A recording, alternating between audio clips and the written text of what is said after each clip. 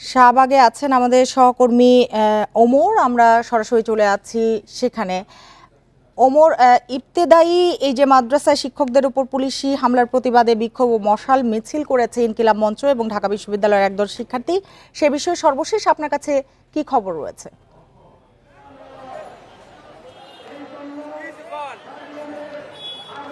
দেখুন, ইবতেদায়ী যে প্রাথমিক মাদ্রাসাগুলো রয়েছে সারা দেশে প্রায় ৮,০০০-এর উপরে মাদ্রাসা রয়েছে এবং মাদ্রাসার প্রায় ৪০,০০০-এর বেশি শিক্ষক রয়েছে। তারা কিন্তু গত ৯ দিন ধরে অর্থাৎ গত ১৯শে জানুয়ারি থেকে প্রেস ক্লাবের সামনে তারা আন্দোলন করে আসছে। অবস্থান কর্মসূচি ছিল, সেই অবস্থানের কর্মসূচির একটি অংশ হিসেবে কিন্তু গতকালকে প্রধান উপদেষ্টার কার্যালয়ে তারা স্মারকলিপি দেওয়ার জন্য তারা যাচ্ছিলেন। তখনই কিন্তু পুলিশের লাঠিচার্জ করেছে এবং তাদের গায়ে হাত তুলেছিল তারা অভিযোগ করেছেন এবং অনেকেই এখন পর্যন্ত হাসপাতালে ভর্তি রয়েছেন। আমাদেরকে তথ্য জানিয়েছে ৭ থেকে ১০ জন এখন হাসপাতালে ভর্তি অবস্থায় রয়েছেন এবং তারা সেখানে চিকিৎসা নিয়েছেন। এখানে যারা রয়েছেন তাদের সাথে আমরা কথা বলছি, তারা বলছেন তারা যে বিষয়টি বলছেন যে ১৯৮৪ সাল থেকে এই মাদ্রাসাগুলো প্রতিষ্ঠা করা হয় এবং মাদ্রাসাগুলো প্রতিষ্ঠা হওয়ার পর থেকে তারা কিন্তু বিনা পয়সায় অর্থাৎ বিনা বেতনে তারা সেখানে পাঠদান করে আসছেন এবং আমরা জিজ্ঞেস করেছিলাম যে তারা বিনা টাকায় সেখানে পাঠদান করলে তাদের পরিবার আসলে কিভাবে চলে। তারা আমাদেরকে জানিয়েছেন যে সেইখানে যারা শিক্ষক রয়েছেন তারা বিনা পয়সায়, পাশাপাশি কেউ মাদ্রাসার, কেউ মসজিদের ইমামতি, কেউ ফার্মাসিতে, কেউ অন্যান্য চাকরি করেন বলে আমাদেরকে জানিয়েছেন। আরেকটি বিষয় আমাদেরকে তারা জানিয়েছেন যে সেটি হচ্ছে যে তাদের এইখানে ১,৫১৯টি মাদ্রাসাকে অনুদানভুক্ত করেছে এই সরকার। সেইখানে তারা যারা প্রধান শিক্ষক তারা ৩,৫০০ টাকা পাচ্ছেন আর সহকারী শিক্ষকরা পাচ্ছেন ৩,৩০০ টাকা।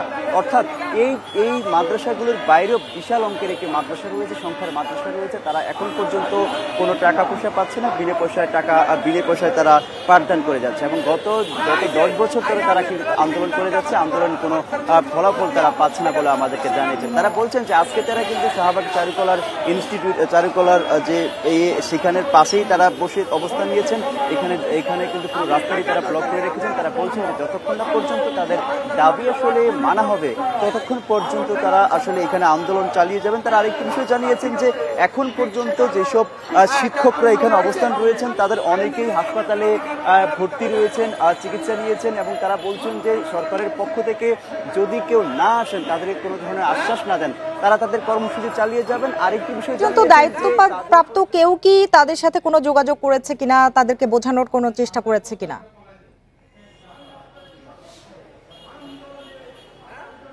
দেখুন, এখানে কিন্তু আমি সকাল থেকে অবস্থান করছি এবং তাদের সঙ্গে এখানে অনেকে আছে, তাদের সঙ্গে আমি নিজে কথা বলেছি। তারা যে বিষয়টি জানিয়েছে এখন পর্যন্ত সরকারের পক্ষ থেকে এখন পর্যন্ত কেউ তাদের সঙ্গে যোগাযোগ করেনি, যার কারণে তারা কিন্তু এখানে অবস্থান নিয়েছেন এবং তারা গতকাল তারা বলছেন যতক্ষণ না পর্যন্ত সরকারের পক্ষ থেকে কোনো ধরনের যোগাযোগ না করবেন, তাদেরকে আশ্বাস না দেবেন।